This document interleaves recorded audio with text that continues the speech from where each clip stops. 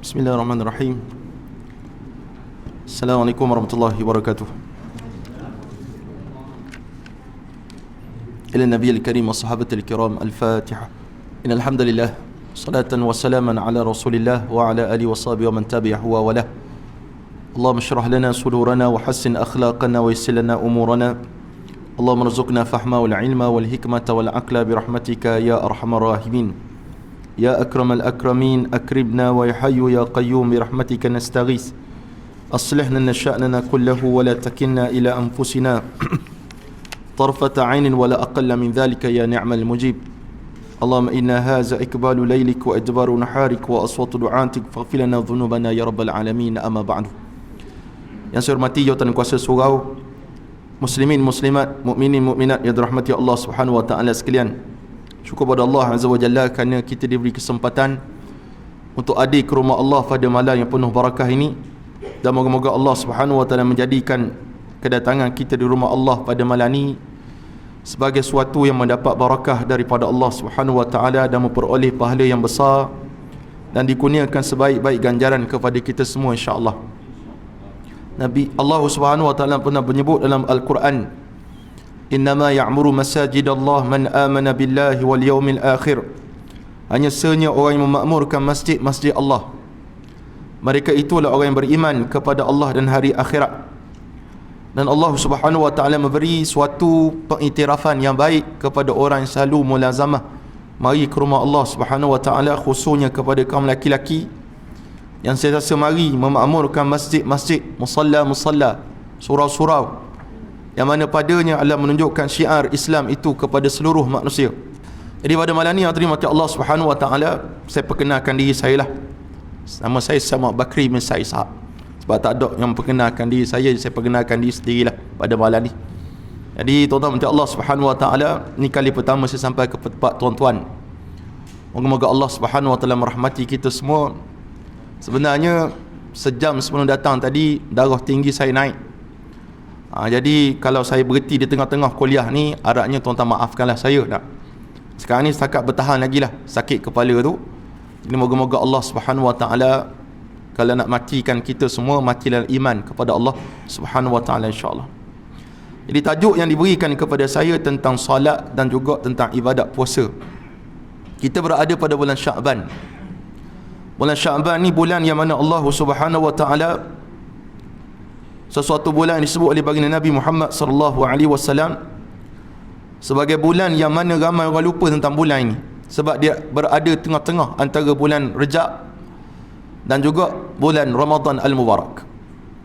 Bulan Sya'ban adalah bulan yang mana Rasulullah sallallahu alaihi wasallam memperbanyakkan ibadat puasa sunat Rasulullah pada bulan Sya'ban. Hampir-hampir Nabi puasa macam tak berbuka. Maksudnya banyaknya Nabi berpuasa pada bulan Sya'ban. Maka kita disunahkan begitu pada bulan Sya'ban ni untuk kita memperbanyakkan ibadat sunat, berpuasa sunat pada bulan Sya'ban. Dan itu dibuat oleh para rasul, ada oleh Rasulullah sallallahu alaihi wasallam dan para ashabul rasul, sahabat-sahabat Nabi Muhammad dan para salafun salih. Pada bulan Sya'ban juga bulan yang mana di sana Allah Subhanahu wa taala telah mengubah arah kiblat. Daripada kita menghadap Masjidil Aqsa, diubah menghadap Masjidil Haram di Makkah Al-Mukarramah ataupun di Kaabah. Maka ketika itu Nabi kita Muhammad sallallahu alaihi wasallam sentiasa menghadap ke langit, menunggu wahyu daripada Allah Subhanahu wa taala untuk Allah memperkenankan agar kiblat umat Islam itu beralih daripada Masjidil Aqsa kepada satu tempat yang lain. Maka Allah Subhanahu wa taala Maha tahu tentang apa yang diinginkan oleh Nabi kita Muhammad sallallahu alaihi wasallam. Maka Allah Subhanahu wa taala mengikut riwayatnya, Allah Subhanahu wa taala ada satu ibadat. Ada riwayat kata waktu tu Nabi tengah solat asar. Ada riwayat kata Nabi tengah solat Jumaat di Masjid Qiblatain. Tuan-tuan Allah Subhanahu wa taala sekalian, Nabi tengah salat ketika itu tiba-tiba turun wahyu. Allah Subhanahu wa taala minta baginda Rasul untuk beralih arah kiblat. Maka ketika itu salat yang sedang berlangsung, tiba-tiba Rasulullah berpaling tengah semayang, pusing arah kiblat. Bukan pusing dekat-dekat, pusing jauh. Dan para sahabat pun buat seperti mana Nabi kita Muhammad sallallahu alaihi wasallam laksanakan ketika itu tengah solat. Jadi dalam bab ni kalau kita tengok orang semayang salah kiblat, macam 2 hari lepas saya ceramah dekat Banting, Bandar Baru Banting. Ada seorang ni dia buta mata dia, mari datang berjemaah. Kita tak buta tak mari berjemaah, tuan-tuan macam Allah SWT. Jadi waktu dia semayang, dia berpandukan sejadah yang ada tu. Dia akan rasa kot tumit dia, gitulah arah kiblat gamanya. Tapi waktu semayang sunat tu dia kiblatnya lari sikit, dia sengit semayang. Maka kita begitulah kalau jumpa orang semayang macam tu, kita betulkan arah kiblat. Sebab ada setengah orang kadang-kadang kiblat ke sini, dia solat arah ke sana. Maka kena maklum atau betulkan arah kiblat dia kalau dia tak tahu. Itu sebab arah kiblat ni kena penting sangat dalam urusan hidup kita seharian. Sebab kita akan menghadap Allah Subhanahu Wa Taala 5 kali sehari, khususnya bagi orang berada bukan pada masjid dan surau lah. Tu jadi masalah. Kadang setengah tempat bila mana mak mertua, ayah mertua datang singgah rumah menantu, tanya mana kiblat yuk, dia kata kiblat ni ikut masjid lah ayah, ikut masjid. Mana tak semayang, menantu tak semayang, anak-anak pun tak semayang. Alangkah sedihnya kita bila dapat anak menantu yang mana mencuaikan ibadat solat, yang mana sepatutnya solat ni diletakkan sebagai prioriti, keutamaan dalam kehidupan kita. Tak ada benda lain yang sebanding senilai dengan ibadat solat itu. Hatta kita sakit sekalipun solat didahulukan berbanding perkara lain. Sebab Nabi kita Muhammad SAW menerima kefarduan solat ni bukan terima dekat dengan Gopeng, bukan terima dekat dengan Masjid Aqsa, tidak. Nabi tak naik Bukit Tursina seperti mana Nabi Allah Musa AS untuk mendapat kitab Taurah. Nabi kita Muhammad SAW tak terima tengah-tengah laut. Tapi Nabi kita Muhammad SAW baru kita sambut peristiwa Isra wal Mi'raj. Nabi dapat ibadat solat itu di satu tingkatan yang tertinggi sekali, sampai malaikat Jibril sekalipun tak mampu nak tembus kawasan itu. Maka dapat kefarduan solat dan diberi anugerah solat. Solat ni anugerah sebenarnya, bukan satu bebanan. Solat ni innaha lakabiratun illa 'alal khashi'in. Memang asalnya solat ni sangat berat bagi kecuali orang yang khusyuk melaksanakan ibadat solat. Tapi solat ni sebenarnya hadirin mati Allah Subhanahu Wa Taala, baginda Nabi sendiri mengatakan kepada Sayyidina Bilal ibn Rabbah, arihni ya Bilal, rehatkan aku wahai Bilal. Nabi rehat dengan apa tuan-tuan? Bukan Nabi baring, bukan Nabi lepak, bukan Nabi minum air. Nabi rehat dengan semayang. Sama juga Maulana Zakaria Al-Kandahlawi, tak silap saya tu Maulana Ilyas Al-Kandahlawi, seorang pelopor dalam jemaah tabligh rahimahullahu ta'ala rahmatan wasi'ah. Waktu dia berjalan pergi berdakwah, jalan pergi dakwah sampai satu tempat, orang lain duk lepak letih, jalan jauh letih, maka rehat baring dan sebagainya. Maka kecuali Maulana ni, dia duduk semayang. Maka anak buah dia tanya, wahai Maulana, kenapa kamu tak berehat? Kan kita berjalan jauh ni, letih ni. Maka jawab Maulana, inilah cara rehat aku. Rehat dia dengan semayang. Kita tobat lahung takkan rehat dengan semayang, tuan-tuan Allah. Tengoklah tarawih nanti. Tarawih dengan solat lajunya, solat pecut-pecutannya, solat nak perhabis 23 rakaatnya, itu tak kira lagi. Seolah-olah kita memaksa menghabiskan tarawih itu dengan acara pecut-pecutan. Kita kata target tahun ni masjid kena habiskan solat tarawih pukul 10 malam. Maka tak boleh lebih daripada tu. Maka pakaklah baca laju dan sebagainya. Sedangkan salat tarawih itu sendiri ialah salat rehat-rehat nama dia. Salat untuk rehat-rehat. 2 minit tu sebab kita di Malaya ni 2 rakaat kita berselawat pada Nabi Muhammad sallallahu alaihi wasallam. Allah menyatakan innallaha wa malaikatahu yusalluna 'alan nabi ya ayyuhallazina amanu sallu alaihi wa sallimu taslima. Walaupun diperuntukkan selawat Allahumma salli ala Muhammad sallallahu wasallam alaihi, itu selawat pada Rasulullah sallallahu alaihi wasallam. Sebab apa? Untuk tidak kita terburu-buru waktu nak salat tarawih. Ada setengah tempat tak ada selawat, terus habis 2 rakaat, assalamualaikum terus 2 rakaat lagi. Pantas dia sebab apa? Nak perhabiskan apam palik ataupun murtabak ada separuh lagi kat rumah. Nak perhabiskan makanan iftar tadi tak selesai lagi. Maka sepatutnya terima Allah Subhanahu Wa Taala, ibadat tarawih ibadat yang tenang-tenang. Walaupun baca qul huwallah, Tak tertentu kita kena baca Al-Quran sepenuhnya. Sebab kadang kita jemput budak-budak tahfiz, ustaz-ustaz al-hafiz yang datang jadi imam kepada kita, kita seronok dia baca surah juzuk-juzuk yang besar-besar ni. Sedangkan banyak ayat yang dipotong-potong tak kena pada tempat dia. Tu sebab kata Syekh Nuruddin Marbu Al-Banjari Al-Makki hafizahullah ta'ala, ulama besar daripada bumi Banjar Masin ini, dia kata apa? Afdal kita baca ayat yang pendek tapi tamam, sempurna, dari baca ayat yang panjang dipotong-potong. Contoh kita baca rakaat pertama Al-Baqarah, Alif Lam Mim sabah muflihun. Rakaat kedua Idza jaa nasrullahi wal fath. Apa kena mengena Baqarah dengan Idza jaa? Walaupun boleh, tak jadi haram hukum dia, cuma pelik lah. Rakaat pertama kau baca Al-Baqarah, rakaat kedua terus Idza jaa nasrullahi wal fath. Tak kena.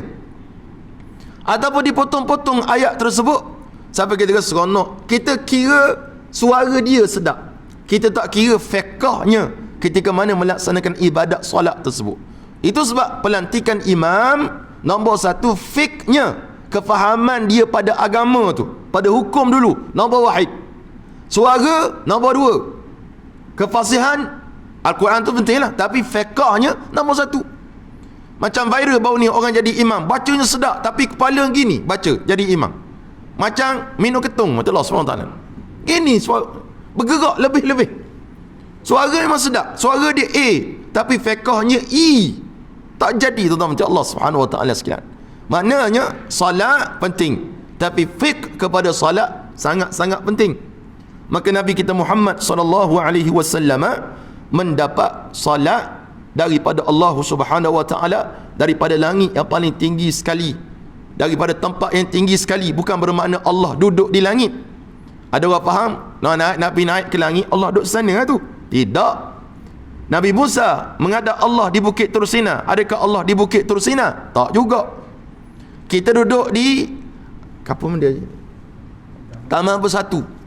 Nampak matahari di Taman Bersatu. Adakah matahari itu dekat Taman Bersatu? Tak. Saya duduk di Manjoy, nampak matahari di Manjoy. Adakah matahari itu di Manjoy? Tak. Bukan bermakna Allah Subhanahu Wa Taala berada di langit, sebab Allah tidak bertempat. Dan Allah tak sama macam makhluk kita bertempat, Allah tidak mengambil tempat. Sebab langit itu saja makhluk Allah Subhanahu Wa Taala. Cuma nak sebutnya martabat Rasulullah, bukan tengok Allah. Martabat Rasulullah itu sangat tinggi. Maka Allah Subhanahu Wa Taala mengurniakan satu perjalanan luar biasa kepada Rasulullah. Dalam perjalanan tersebut semata-mata untuk mendapat satu kefarduan yang cukup hebat, iaitu ibadat solat. Maka solat ni waktu Nabi nak wafat, Nabi tak sebut tentang harta pusaka. Nabi tak cerita saya ada begian, tak ada. Nabi tak cerita rindunya saya pada isteri-isteri saya, tak ada. Nabi tak cerita tentang anak-anak dia, Nabi tak cerita tentang cucu-cucu dia, Nabi tak cerita tentang menantu-menantu dia. Nabi cerita apa? As-salah, semayang. Itu penting sangat tuan-tuan Allah Subhanahu Wa Taala dalam bab semayang. Maka alangkah malangnya manusia bila mana ramai mencuaikan salat, dan paling teruk sekali mereka menganggap tinggal semayang ni dosa kecil. Kalau tak semayang Jumaat, dia kata ni sebab Covid ada lagi, maka kita guna fatwa dulu, tak mari pun tak apa. Allahu Rabbuna. Nah, berat nanang manusia ni tuan-tuan Allah Subhanahu Wa Taala. Meninggalkan sembahyang dianggap dosa kecil. Mendedahkan aurat dianggap dosa kecil. Minum arak dosa besar. Sentuh babi dosa besar. Makan anjing dosa besar. Minum arak semua dosa besar. Tapi bab meninggalkan sembahyang dosa kecil. Bahkan anak menantu kita kadang-kadang balik tak sembahyang, tak tegur. Tak nak tegur anak menantu kita. Kan saya tegur Ustaz, habislah allowance bulanan saya. Dia tu pantang ditegur, tegurnya sentap, koyak. Saya tak boleh tegur. Tegur makcik, kena tegur. Anakku, sebut. Siapa nama? Minah, Mawi. Apa nama lagi? Awi. Ikut siapalah? Sawi. Semayanglah. Solatlah. Solat sebelum kamu disolatkan satu masa nanti. Tak sah kita takut pada anak-anak sebab dia besar kita tak berani nak tegur dia. Sebab dia bagi allowance bulanan 500, 600 sebulan, kita tak berani nak tegur anak. Patut anak ucapkan terima kasih kerana ayahku, mak aku ni sudi lagi menegur aku sebab tak semayang.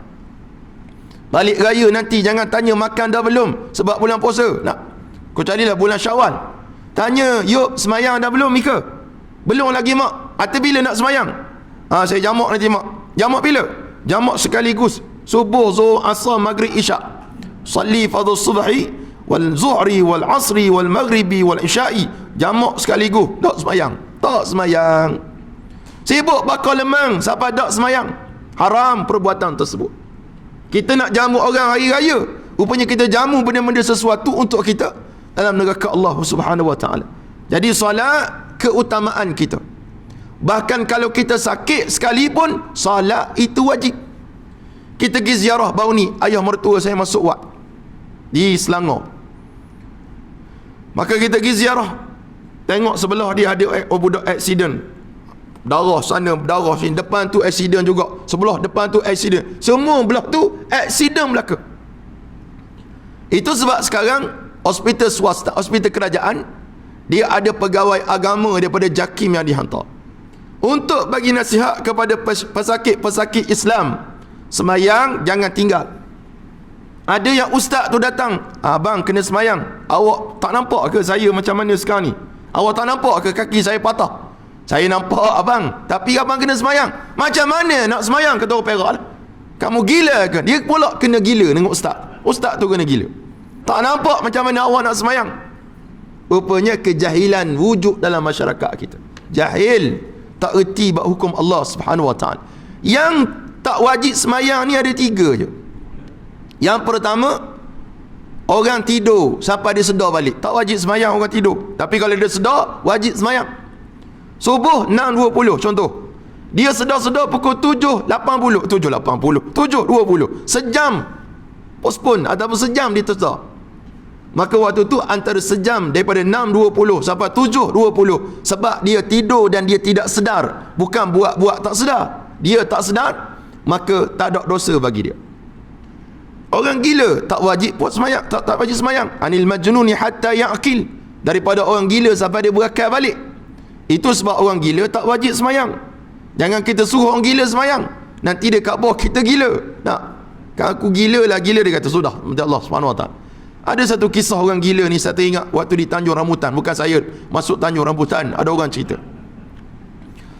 Dia satu hari dia bawa kereta, tiba-tiba tayar dia pancit depan dekat dengan Tanjung Rambutan. Pecah tayar dia. Dia pun ambil jet lah kereta dia. Lepas tu ambil benda pembuka skru tu, bukalah tayar dia. Ada 4 biji skru. Dia letak tepi longkang. Sebelah dalam pagar tu ada seorang orang gila. Orang gila tengok dia buat apa orang tu tak. Nak. Orang pun pergi mari nak ambil tayar spare, tiba-tiba tersepak skru, 4 jatuh dalam longkang. Maka waktu tu dia ambil kayu, dia kaih. Kolam longkang tu gelap, tak boleh jumpa skru. Orang gila pun datang. Encik buat apa encik? Dia kata saya tengok tadi tayarnya pancit. Lepas tu saya bukalah tayar. Kata orang gila tu, tak sekarang ni buat apa? Yang tadi tayar cerita, sekarang buat apa? Kena sebutir. Allah SWT. Dia nak cerita panjang. Orang gila nak terus kepada straight to the point. Cari skru kata dia. Oh cari skru. Dia pun cari lagi. Orang gila duk tengok, dia duk cari skru. Tiba-tiba orang gila tu kata, encik, apa kata encik, tayar yang 3 lagi tu cik ambil satu skru tayar depan, skru di sana, skru tu ada 3 skru, pasanglah tayar balik. Bodoh, dia kata pada orang tu. Kena bodoh sekali. Orang tadi kata betul juga cadangan dia. Dia tak marah sebab orang gila cakap dia bodoh. Nak. Dia pun cari skru, cabut skru, dia pasang tayar. Kata orang gila tu sekali lagi, encik boleh saya bagi cadangan satu lagi. Apa dia? Cik nanti kalau dah siap pasang tayar, pergilah kedai tayar, cari skru baru. Bodoh, dia kata. Kali kedua bodoh. Kali dua dia kena bodoh ni, dia marah dah. Dia marah sangat. Dia kata kamu tu gila. Kamu tu gila. Dia marah ke orang gila. Kamu tu gila, sedap-sedap kata aku bodoh. Ya encik, saya gila, tapi saya tak bodoh. Tapi encik tak gila, tapi encik bodoh. 3 kali kena Allah SWT. Jadi jangan kita jadi macam tu lah. Jadi orang ni kena faham agama. Sebab Nabi kata dalam hadis Nabi SAW, man, sesiapa yuridillah, Allah nak kepadanya khairan, kebaikan, yufaqihu fid din, Allah akan fahamkan dia urusan agama. Cara nak faham dalam masyarakat kita, kena mari mengaji. Masjid, surau buat pengajian, mari menadah. Biarlah masa kita habiskan untuk tahu hukum hakam, melibatkan hukum yang Allah perintahkan, melibatkan perintah dan larangan daripada Allah Subhanahu wa taala. Salah satunya dalam ibadat salat. Ini satu keutamaan yang saya ulang banyak kali kepada tuan-tuan pada malam ni. Nombor satu, Nabi ajar macam mana? Nabi kata, muru auladakum bis salat. Suruh anak-anak kamu semayang, umur mereka 7 tahun. 7 tahun suruh semayang dah. Suruh dia semayang. Ataupun nak bagi mudah sekali, kita bawa anak-anak mari surau masjid. Orang surau masjid jangan garang sangat.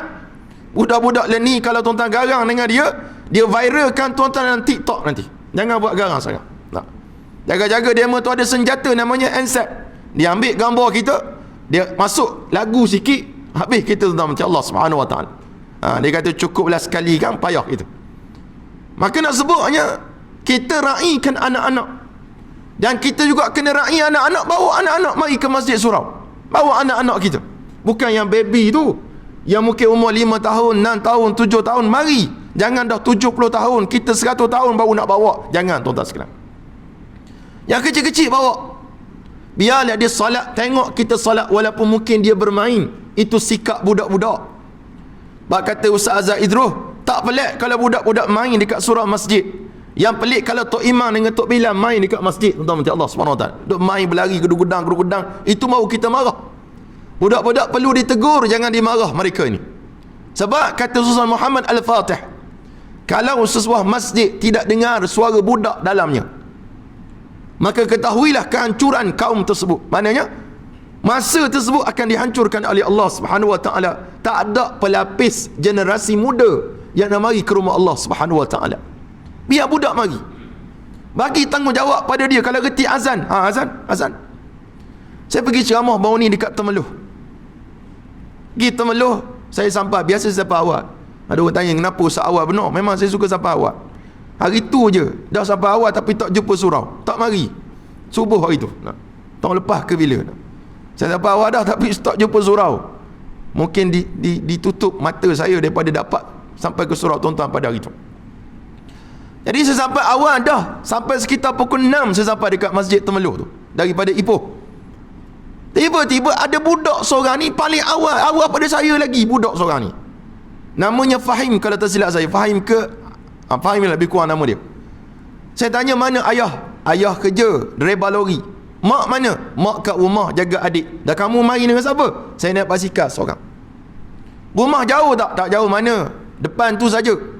Hari-hari datang. Kalau ada pengajian saya datang. Budak kecil tuan-tuan. Darjah berapa? Darjah 4. Waktu kita kuliah dia duduk, waktu sebelum kuliah dia duduk sebelah saya.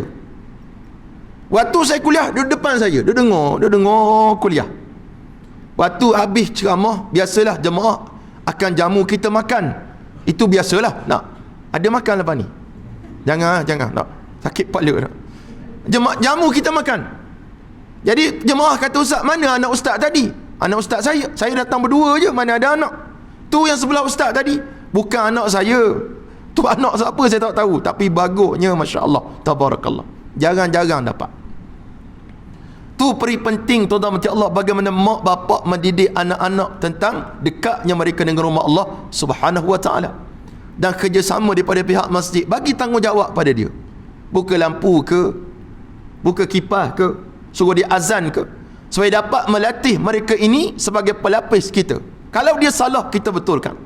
Jangan kita kecam lebih-lebih budak-budak ni, sebab mereka lah yang akan mendiami masjid dan surau lepas kita tak ada nanti. Sebab kebanyakan yang banyak di surau sekarang ni semuanya golongan RTM belaka. Tak lama dah RTM ni tahu Haji. Pencen belaka dah. Tunggu pencen belaka. Hakikatnya kita nak yang muda ni, sebab Nabi kata dalam satu hadis, 7 golongan mulia di bawah arasy Allah Subhanahu wa taala. Salah satunya wasyabun nasha'a fi ibadatillah, para pemuda yang membesar hidupnya ibadah, dalam ibadah kebaktian kepada Allah Subhanahu wa taala. Kena paksa. Budak-budak ni sibuk dengan gadget, dengan handset. Itulah suatu bala paling besar sekali. Tak kira siapalah, anak saya pun macam tu tuan-tuan Allah Subhanahu wa taala. Selagi tak ditegur, selagi itulah dia akan istiqamah dengan benda tu. Maka kena tegur. Rehatkan berapa minit, berapa jam kamu boleh main dalam sehari. Lebih-lebih lagi cuti sekolah ni lagilah pening mak bapak.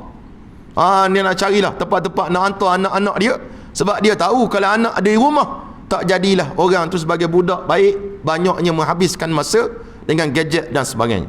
Ala kulli halin, nombor satu tuan-tuan sekalian, solat kena jaga. Kalau dapat anak-anak yang solat tak perlu disuruh, tuan-tuan sejuknya hati kita. Kita tengok dia semayang, sejuk sungguh hati kita. Nak pergi surah dia, abang, saya bawa naik motor saya, contohnya, sejuk hati kita. Tapi alangkah sedihnya kita bila mana kita nak tengok anak kita tu semayang kena suruh. Kalau tak suruh, tak semayang. Saya tak khabar orang lain tu, tuan-tuan Allah Subhanahu wa taala, pelajar-pelajar kami di Baitul Diya, ada laporan daripada mak ayah dia.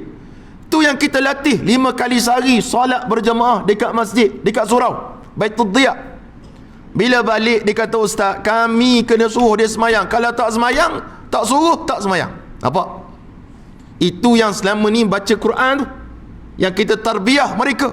Tapi gangguan daripada di luar sangat hebat, menyebabkan salat mereka mencuaikannya. Maka terima Allah Subhanahu wa taala, salat satu kefarduan yang Allah Subhanahu wa taala nyatakan, dan Nabi sebut dalam Al-Quranul Karim, man tarakas salah muta'ammidan, siapa tinggal semayang secara sengaja-sengaja. Ni tolong kabarkan kepada orang yang kita kenali yang tak semayang. Sebut pada dia, kata Rasulullah, siapa-siapa yang tinggal solat sengaja-sengaja tinggal, faqad kafara jihara, maka dia telah kafir yang nyata.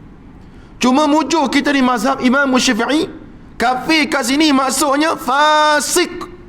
Fasik ni apa dia? Orang yang melakukan dosa kepada Allah.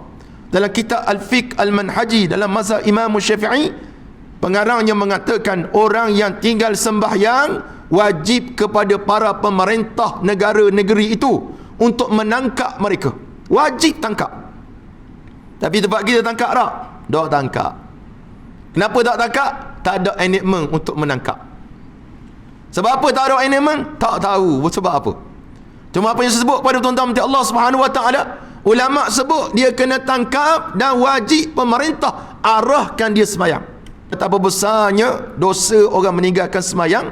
Bahkan dalam hadis Nabi menyatakan, awal-awal ibadah yang akan diuji ataupun ditanya oleh Allah Subhanahu wa taala ialah salah. Kalau sempurna semayang, yang selepasnya akan lebih mudah. Tapi semayang kita gagal, tuan-tuan Allah Subhanahu wa taala, selepas itu akan menjadi sesuatu yang sangat susah kepada kita di akhirat nanti. Moga-moga Allah Subhanahu wa taala menjadikan kita di kalangan orang yang mendirikan solat dan juga zuriat keturunan kita. Doanya macam ni, Allahumma ja'alni muqimas salah wa min dhurriyyati. Allahumma ja'alni muqimas salah wa min dhurriyyati. Itu doa Nabi Allah Ibrahim AS. Allahumma ja'alni muqimas salah, ya Allah jadikan aku di kalangan orang yang mendirikan semayang, wa min dhurriyyati, dan juga zuriat keturunan aku. Kita nak zuriat kita, keturunan kita yang jenis salat, yang menjaga salat sampai kita meninggal satu masa nanti, mereka boleh melaksanakan ibadah salat jenazah ke atas kita. Itu yang harapan sebenarnya, dan moga-moga Allah menjadikan kita sebegitu biiznillah ya azza wa jalla. Yang lain terutama boleh rujuk dalam kitab-kitab fiqh yang lain. Yang kedua, kita masuk bab puasa. Puasa tak lama dah tuan-tuan Allah Subhanahu wa taala, dan kita doakan kita semua dapat bertemu dengan Ramadan. Amin Allahumma amin. Antara doa yang Nabi ajar, Allahumma ballighna Ramadan. Kalau tak reti bahasa Arab, sebut bahasa Melayu, Allah Maha tahu. Jangan kita bangga dapat doa dalam bahasa Arab, sepatah haram tak faham. Nak kita patut bangga baca doa dalam bahasa Melayu dan kita faham apa yang kita minta. Bahkan kata ulama, makruh minta benda tak tahu apa yang kita minta. Rabbana Rabbana, apa dia Rabbana? Tak tahu. Sudah. Rabbana pun tak tahu dah. Atina tak tahu. Ulama kata makruh. Apa hal pula makruh Ustaz? Sebab meminta mu tak tahu apa benda mu minta. Ada orang baca doa makan lepas sembahyang, betul Allah SWT. Ada juga. Tapi sebab tak faham, kita amin lah. Ada tok imam dia baca Rabbi fili wali walidayya, baca doa untuk diri dia je. Ampunkan aku, mak ayah aku. Kita pun amin. Amin. Padahal tok imam selfish. Penting diri sendiri. Baca doa untuk diri dia je. Kena doa Rabbana ighfir lana dhunubana wa liwalidina warhamhuma kama rabbayana saghira. Itu doa untuk semua. Doa untuk seorang Rabbi ighfirli. Tu kadang-kadang suami minta macam-macam, kita pun amin, tak tahu dia minta apa, tuan-tuan Allah Subhanahu Wa Taala, sebab kita tak faham. Sebab kita rasa kalau baca bahasa Arab itu bau Allah mustajab. Tak betul. Bacalah doa mengikut apa yang kita tahu dan kita boleh sebut kepada Allah, mengikut rasa hati kita. Kadang kita baca doa mengikut panduan buku, betul. Doa-doa maksud daripada Rasulullah, itu betul. Tapi alangkah sedapnya tuan-tuan Allah Subhanahu Wa Taala waktu tuan bangun waktu malam nak beribadah kepada Allah, bangun waktu malam nak berdoa kepada Allah Subhanahu Wa Taala, tuan-tuan sebut dengan kalimah daripada hati tuan-tuan sendiri. Ya Allah, aku banyak dosa wahai Allah. Sebut satu-satu. Sebut kepada Allah Subhanahu Wa Taala, sebab Allah nak sangat dengar rintihan hamba-Nya. Itu yang Allah seronok. Seronoknya Allah Subhanahu Wa Taala tidak terkira bila mana dapat mendengar kalam ataupun perkataan daripada hamba-hamba-Nya yang nak mengharapkan sesuatu daripada Allah Subhanahu Wa Taala. Baik tuan-tuan Allah Subhanahu Wa Taala sekalian, buat puasa. Puasa ni tak lama dah akan sampai kepada kita dengan izin Allah. Saya teringat almarhumah ibunda saya Syarifah Maznah binti Said Bakar Al-Habashi rahimahullah. Dia meninggal tahun 98, 15/10 tahun 98 hari Isnin. Mak saya ni waktu sebelum meninggal, dia satu benda dia harap sangat. Dia kata Umi harap dapat bertemu dengan Ramadan. Dapat bertemu dengan Ramadan tahun itu. Tapi Allah takdirkan mak saya tak sempat bertemu Ramadan tahun itu. Orang yang kuat mengaji, ada kuliah je pergi kuliah walaupun jalan kaki. Orang susah tuan-tuan Allah Subhanahu Wa Taala. Ayah saya seorang nelayan pesisir pantai. Mak saya suri rumah tangga, kadang-kadang kerjanya ambil daun kelapa tu, rauk-rauk buat penyapu lidi. Opah saya jual penyapu 50 sen satu bekas. Dia tolak pada opah 30 sen. Opah jual 50 sen, dapat 20 sen untung. Mak saya dapat 30 sen. Kadang-kadang dalam seminggu dapatlah dalam 7-8 penyapu. Itulah duit belanja kami. Maka bukan sebut tentang kemiskinan, nak sebut tentang bagaimana mak nak sangat bertemu Ramadan, tapi Allah tak bagi dia bertemu dengan Ramadan Al-Mubarak. Dan kita harap begitulah tuan-tuan Allah Subhanahu Wa Taala. Kita semua yang berada pada malam ni dan di rumah dan yang tengok live kita pada malam ni, moga-moga Allah sampaikan dengan bulan Ramadan, bulan yang penuh keberkatan daripada Allah Subhanahu Wa Taala. Dan kita harap Ramadan tahun ni lebih mulia, lebih baik daripada Ramadan sebelum ini. Kalau Ramadan sebelum ni penuh dengan takut-takut kepada Covid, sampai kita tak berani nak mari rumah Allah Subhanahu Wa Taala. Dan semua tu jadi pengalaman berharga buat kita sebenarnya. Suami yang tak pernah jadi imam, tiba-tiba mari Covid jadi imam, walaupun baca qul huwallahu dulu baru Al-Fatihah. Ada juga. Tak apa. Bagi isteri kena tegur lah. Subhanallah. Suami pun jawab alhamdulillah. Sudah, tak reti-reti. Maknanya kejahilan. Kena mengaji lah. Zaman PKP ada masa kita rasa seronok yang amat sangat. Saya rasa macam itulah. Tuan-tuan tahu macam mana? Rasa macam seronok.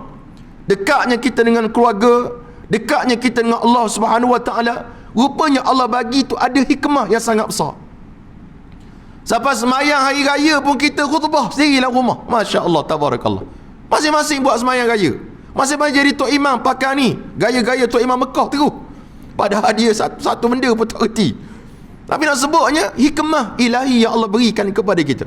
Sebab ada orang kata seronoknya kalau PKP balik, dia kata macam tu. Walaupun ramai orang tak suka. Cuma nak sebutnya Allah bagi pengalaman besar.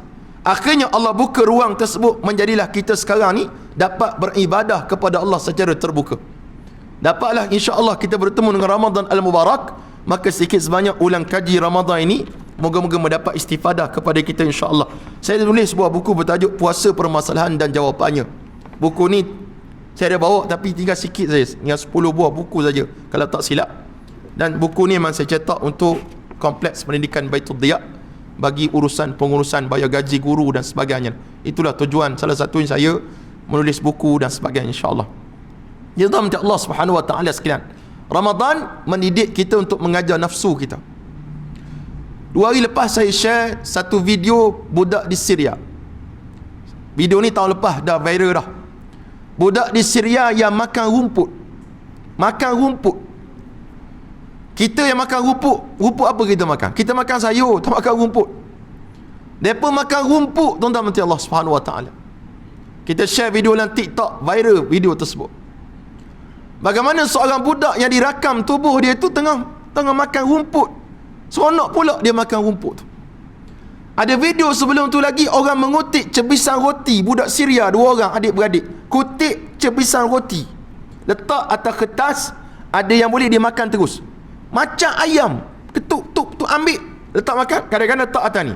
Yang dalam bekas ni untuk siapa? Untuk ibu aku. Ada kat rumah, boleh ibu aku makan. Dia makan dengan adik dia. Maka Ramadan datang untuk melatih manusia ingat kepada Allah Subhanahu Wa Taala.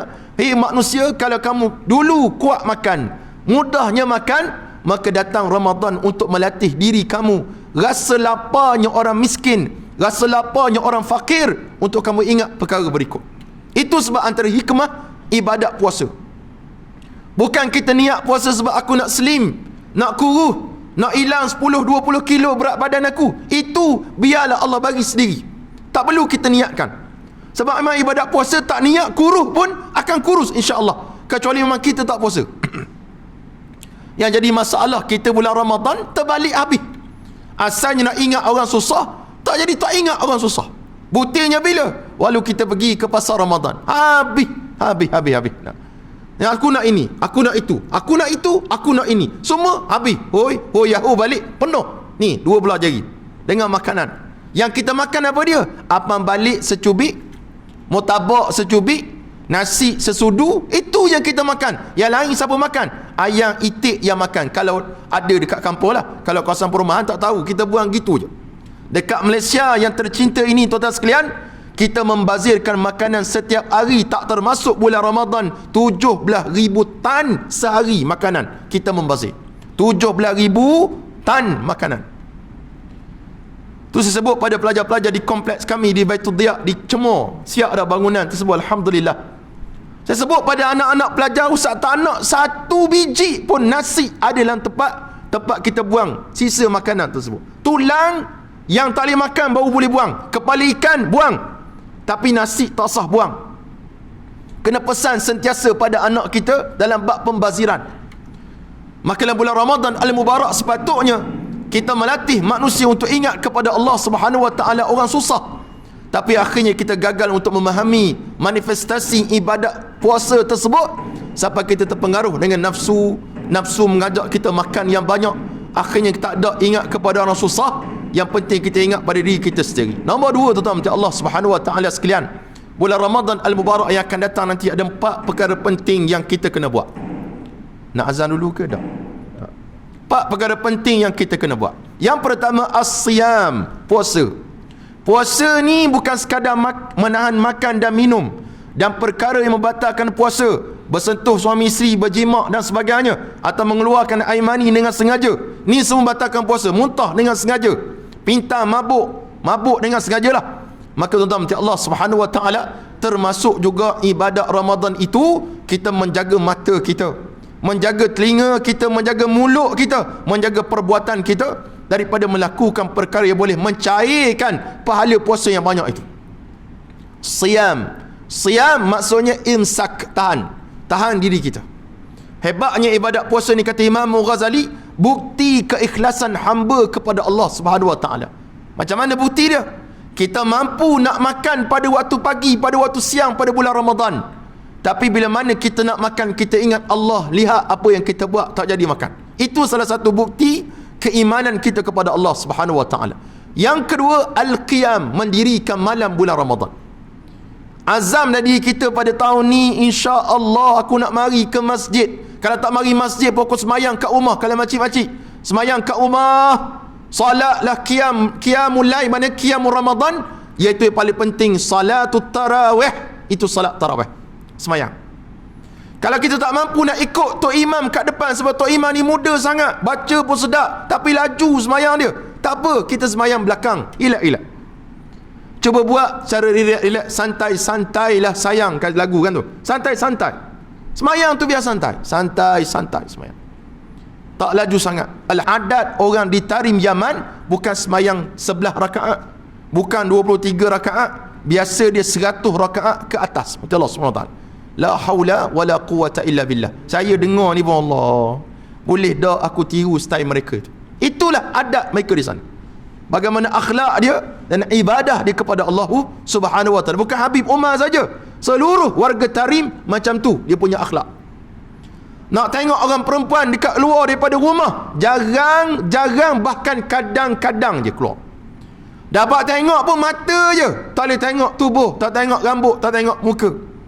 Itu dia punya akhlak. Dia jaga sungguh. Orang lelaki sana sangat menghargai perempuan sampai dia cemburu tak bagi orang lain melihat wajah isteri dia, tuan-tuan mati Allah Subhanahu wa taala sekalian. Kemudian terakhir sekali hadirin mati Allah Subhanahu wa taala sekalian, saya sebut tadi nombor 3, qiraatul Quran, kena banyak baca Quran.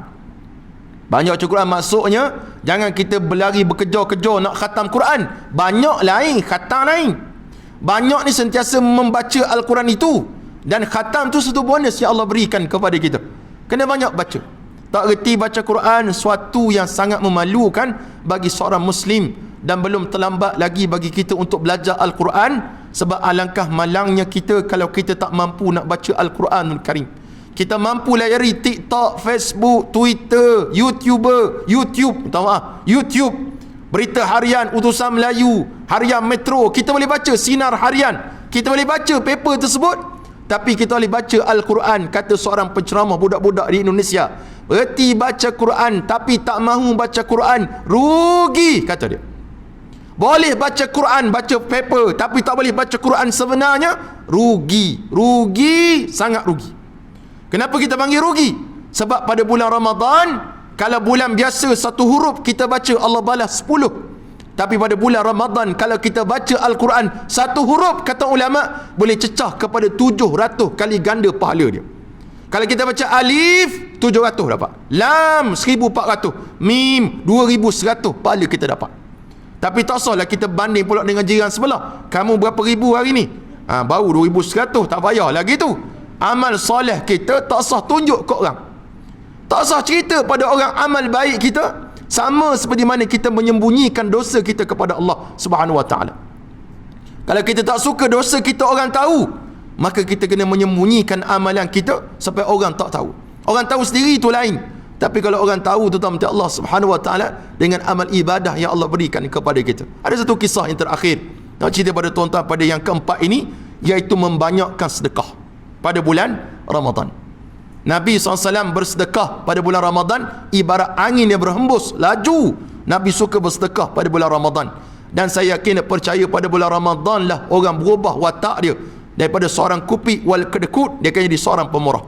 Pengalaman saya belajar di Mesir dulu, kalau bulan Ramadan itu kalau pergi ke Kahirah, tak perlu masak dah. Makanan untuk berbuka sesuai, simpan sampai sahur. Punya nasi arak dia bagi, ayam tu separuh dia bagi, bukan 1/4. Separuh ayam bagi untuk sebuku nasi. Punya pemurah orang Mesir. Tapi habis je Ramadan, kedekut balik, tuan-tuan Allah Subhanahu wa taala. Maka gitulah majoriti kita. Pada bulan Ramadan kita rajin, kalau tabung tu penuh dengan sumbangan-sumbangan daripada kita. Ada seorang hamba Allah, satu kisah sebelum kita tamatkan ceramah tak seberapa pada malam ni. Hilang dah sakit kepala saya ni hasil ceramah dengan tuan-tuan.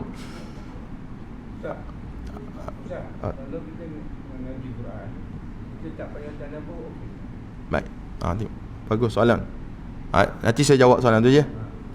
Cerita tadi lupa dah mana nak starting. Gini, ada seorang hamba Allah ni, dia nak sedekah, dia nak beramal dengan satu hadis Rasulullah, wa rajulun tasaddaqa bi sadaqatin fa akhfaha la ta'lamu shimalu ma tunfiqu yaminu. Seorang yang sedekahkan hartanya sampai tangan kiri tak tahu, tangan kanan dia derma. Dia pun satu hari dia cari seseorang, dan kadang orang lain semua tak nampak apa dia buat. Dia pergi sedekah pada seorang hamba Allah ni. Tiba-tiba waktu dia nak balik, ada seorang kabarkan dia, "Hei, kamu bagi kepada kepala pengat kampung kita tu, penyangak kampung kita, kamu bagi tu sedekah tu." "Ya ke?" "Ya." Allah, dia kata, "Saya salah lah bagi." Dia kata, niat yang tadi nak bagi sedekah, tapi silap orang dia bagi. Hari kedua dia nak bagi lagi sedekah. Semalam dah salah dah, tapi niat dia ikhlas kerana Allah Subhanahu wa taala, tak nak orang lain tahu. Maka dia jumpa seorang wanita ni, dia bagi sedekah pada wanita. Lepas tu nak balik, orang tegur lagi, "Hei, yang kamu bagi sedekah tadi tu, itulah pelacur dalam kampung kita ni. Orang buruk perangai dia." "Ya ke?" "Ya." "Allah, saya salah lagi," kata dia. Maka hadirin mati Allah Subhanahu wa taala sekalian, pendekkan cerita, satu lagi dia bertemu dengan seorang hamba Allah. Hamba Allah ni tuan-tuan Allah Subhanahu wa taala sekalian, sang pencuri. Dia bagi juga sedekah tapi tak tahu dia ni pencuri. Mana dia pencuri? Dia bagi tahu, saya lah pencuri. Tak ada. Kalau ada maka senang kena tangkap. Tak ada. Dia bagi juga, orang tegur lagi. 3 kali dia bagi, 3 salah tuan-tuan Allah Subhanahu wa taala. Tapi takdir Allah Subhanahu wa taala, sebab keikhlasan hamba Allah ni, sebab dia ikhlas je, Allah betulkan ketiga-tiga manusia itu. Daripada seorang pelacur menjadi seorang wanita yang salihah. Daripada seorang yang kepala pengat menjadi orang yang saleh. Daripada sang pencuri menjadi seorang yang taat kepada Allah Subhanahu wa taala. Sebab sedekah yang ikhlas yang diberikan kepada seseorang tersebut. Maka pada bulan Ramadan, bulan yang paling banyak kita bersedekah. Itu sebab baru ni alhamdulillah, pengalaman kita waktu saya mengajar di sekolah kebangsaan dulu, saya pernah menjadi kaki tangan awam selama 13 tahun. Sampai grade 44 saya letak jawatan 2 tahun lalu. Letak jawatan sebab tumpu kepada pusat pengajian saya tubuhkan dan juga sedikit bisnes keluarga yang kita buat. Saya bila mana kita pergi mana-mana tempat, kita lancarkan sumbangan untuk anak-anak yang susah. Bila kita dapat kumpul, Masya Allah, orang bagi sumbangan ni macam air lalu tu, laju bagi sumbangan. Sebab apa? Dia tahu bahawa pada bulan Ramadan, bulan yang penuh barakah dan keberkatan yang Allah beri melimpah ruah. Apatah lagi kalau kita bagi sedekah kepada orang yang memerlukan, pastinya mereka akan mendoakan kita. Tuan-tuan carilah orang susah di kawasan tuan-tuan ni, bagi RM1 ke RM5 kat dia, pasti dia akan doakan kita. Terima kasihlah, moga Allah berkati tuan. Doa dia tu Allah terima tuan-tuan, Allah Subhanahu wa taala. Doa tu Allah terima. Cari orang susah untuk kita bantu mereka, khususnya pada bulan Ramadan. Hidupkan balik suasana macam saya kecil-kecil zaman 90-an dulu, 80-an dulu, yang sentiasa menghantar juadah kepada jiran tetangga. Kita hantar nasi ayam, dia balas balik nasi kambing contoh. Ni dan moga Allah menjadikan kita di kalangan orang yang dapat melaksanakan keempat-empat perkara itu pada bulan Ramadan nanti. Jadi Haji tanya tadi, boleh tak kita baca Quran tanpa tadabbur? Baca Quran tanpa tadabbur tak jadi masalah, tetap dapat pahala. Tapi kalau kita tadabbur Al-Quran tu, maka berganda lagi pahala. Tadabbur ni maknanya kita memahami bacaan. Sebab kalau kita baca, contoh tadi waktu maghrib tadi saya baca surah Yasin, kalau perasan kisah dia, kalau kita baca tu menyebabkan kadang-kadang kita rasa sangat sedih. Sampai Allah sebut, saya tak baca ayat terakhir, Allah kata ya hasratan 'alal ibad ma ya'tihim min rasulin illa kanu bihi yastahzi'un. Kisah penduduk Antakiyah itu, yang mana bila mana Allah hantar bala kepada mereka, Allah hantar sayhatan wahidah, satu tempikan je, mati belaka penduduk Antakiyah. Allah kata apa? Ya hasratan 'alal ibad. Kata Tok Guru ni Abdul Aziz waktu saya mengaji dulu, dia kata apa? Bakpo Kelantan. Bakpolah hamba-Ku ini. Maknanya seolah-olah Allah menyatakan, kenapalah hamba-Ku ini? Kenapalah hamba-Ku ni? Ma ya'tihim min rasulin illa kanu bihi yastahzi'un. Tak datang kepada mereka seorang rasul, pasti mereka akan mengejek-ngejek rasul tersebut. Samalah pada zaman kita tuan-tuan macam Allah Subhanahu wa taala. Rasul tak ada dah, Nabi dah tak ada. Tapi ada ulama warasatul anbiya, ada para asatizah yang bersuara menentang kemungkaran. Apa yang kita dapat tuan-tuan, ejekan daripada masyarakat sama sebiji, seperti mana diungkapkan oleh orang-orang pada zaman dahulu kala. Bila mana kita ungkapkan perkara ni haram, perkara ni tak boleh, maka mereka kata tak apa, kamu je tunjuk lebay tuan-tuan macam Allah Subhanahu wa taala. Itulah ungkapan ya Allah ulang dalam Al-Quranul Karim sebagai pedoman kepada kita. Jadi kalau kita baca tak tengok makna, tak tahu apa, tapi tetap ada pahala. Sebab Nabi kata, tak aku sebut alif lam mim satu huruf, tapi alif satu huruf, lam satu huruf, mim satu huruf. Dan cerita terakhir, alah ni lah betul ni. Kalau saya tertarik pada soalan Haji tadi, boleh, ada orang tanya, ustaz boleh dapat apa ustaz baca Quran tapi tak faham, dapat apa? Ada satu kisah, seorang kiai, Tok Guru, ditanya oleh seorang anak murid, wahai kiai, apa fungsi baca Quran kalau tak mengerti erti Al-Quran, tak tahu? Kata kiai tadi, kamu cari guni arang, buang arang tu, ambil guni tu bawa datang padaku. Dia pun cari guni arang, jumpa guni, bawa jumpa kiai. Kiai pun tengok, sekarang kamu nampak dalam guni ni warnanya apa? Warnanya hitam, kata kiai. Warna anak murid katanya hitam. Sebab apa hitam? Sebab kesan arang. Sekarang kata kiai, kamu pergi dekat sungai, isikan dalam guni tersebut air, bawa air tu datang pada aku. Anak murid kata macam mana nak bawa air dalam guni pula, masih keluar air. Tapi anak murid yang taat, dia pergi kat sungai, isi air dalam guni, bawa balik, jumpa tok guru dia. Sampai kat depan tok guru, air kering. Tok guru kata, pergi sekali lagi, pergi kat sungai lagi, pergi ambil lagi, bawa sampai depan tuan guru kiai, kering air. Kata tok guru, pergi sekali lagi. Kali ketiga pergi, kering juga, tak ada menampung tentang air tersebut. Cuma kata guru tadi, sekarang kamu lihat dalam guni tersebut, warnanya apa? Warnanya udah cerah, dia kata, udah cerah. Maka begitulah Al-Quran. Walaupun kita mungkin tak faham apa yang kita baca, tapi dia boleh membersihkan hati kita yang kotor ni, tuan-tuan Allah Subhanahu wa taala. Sebab kita banyak melakukan dosa kepada Allah Subhanahu wa taala, maka salah satu yang sangat mudah, kita baca Al-Quranul Karim. Khususnya pada Syahrul Quran, pada bulan Ramadan, kena banyak baca. Ini pesan untuk diri saya sendiri dan diri tuan-tuan mati Allah Subhanahu wa taala. Yang tuan-tuan kena cari satu surah yang tuan-tuan kena dekat dengan hati tuan-tuan. Salah satu surah yang perlu wajib ada, surah Al-Mulk tu bacalah setiap malam. Sebelum tidur ataupun waktu bila-bila kita nak baca, bacalah. Sebab tuan-tuan sekalian, Al-Mulk dia jadi peguam kita di akhirat nanti. Dalam kubur jadi peguam, jadi peneman kita. Pakcik tak nak teman kita, makcik. Taubat tak teman, dia akan cari makcik baru. Dia akan cari makcik baru. Makcik pun gitu juga. Jangan kata makcik tak cari juga kadang-kadang. Nak sebutnya, kita carilah peneman kita paling baik sekali, iaitulah surah Al-Mulk. Kata Rasulullah dalam Al-Quran ada 30 ayat, dia akan beri syafaat kepada seseorang sampai Allah ampunkan dosa dia. Jadi kalau tak pernah baca, tolonglah berjinak-jinak untuk membaca. Siapa yang dah baca, istiqamah, doa kepada Allah agar kita istiqamah sampai mati untuk kita baca perkara tersebut. Almarhumah ibu saya pernah pesan, dia panggil saya Keri, bukan Keri. Kerana dia panggil Yi Bakrian. Dia kata, Keri, kalau Umi mati nanti, mu jangan lupa baca Al-Mulk. Maka setiap kali saya pergi ziarah kubur di tuan Allah Subhanahu wa taala, antara surah yang saya akan baca bukan Yasin, saya akan baca Al-Mulk kepada dia, sebagai hadiah pada mak saya dan juga arwah ayah saya yang berada dekat sana. Dan kita nak begitulah, anak-anak kita dapat bacakan dan pahala tu dia hadiahkan kepada kita, walaupun dia tak niat. Kalau anak-anak yang soleh, dia buat segala amal soleh, amalan tersebut akan sampai juga kepada mak ayah dia, walaupun sudah berada dalam alam barzakh sana, insya-Allah. Maka saya ucapkan moga kita dapat bertemu dengan Ramadan Al-Mubarak dan kita dapat melaksanakan ibadah Ramadan pada tahun ini dengan penuh kebaikan, insya-Allah taala.